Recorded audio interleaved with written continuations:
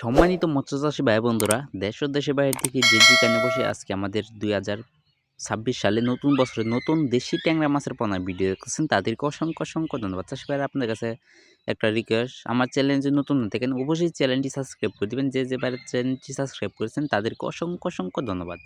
চাষী ভাইরা, এই মাছটি কিন্তু আমরা সর্বোচ্চ কম দামে দেশের যে কোনো প্রান্তে খুবই যত্ন সহকারে হোম ডেলিভারি করে থাকি।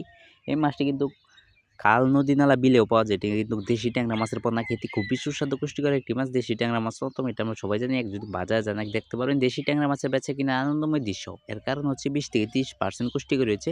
চাষী ভাইরা, এই মাছটি যদি আপনারা পুকুরে চাষ করেন 4 থেকে 4.5 মাস আপনারা বাজারজাত করতে পারবেন।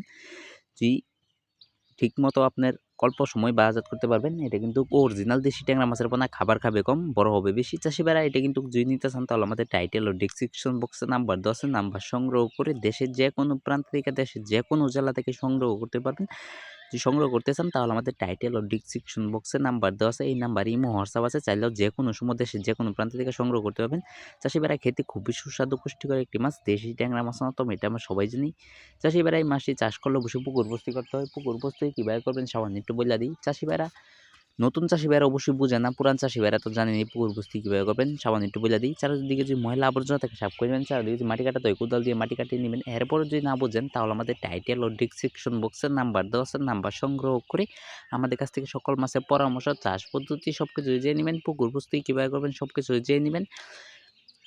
খেতে খুবই সুস্বাদু পুষ্টিকর একটি মাছ দেশি ট্যাংরা মাছ। এটা কিন্তু আমরা সবাই জানি চাষী ভাইরা। এটা কিন্তু যদি বাজারে যান দেখতে পারবেন এক ট্যাংরা মাছের বেচা কিনা আনন্দময় দৃশ্য। চাষী ভাইরা, এটা কিন্তু 1 কেজিতে রয়েছে 1000 পিস বড় সাইজের ট্যাংরা মাছের পোনা।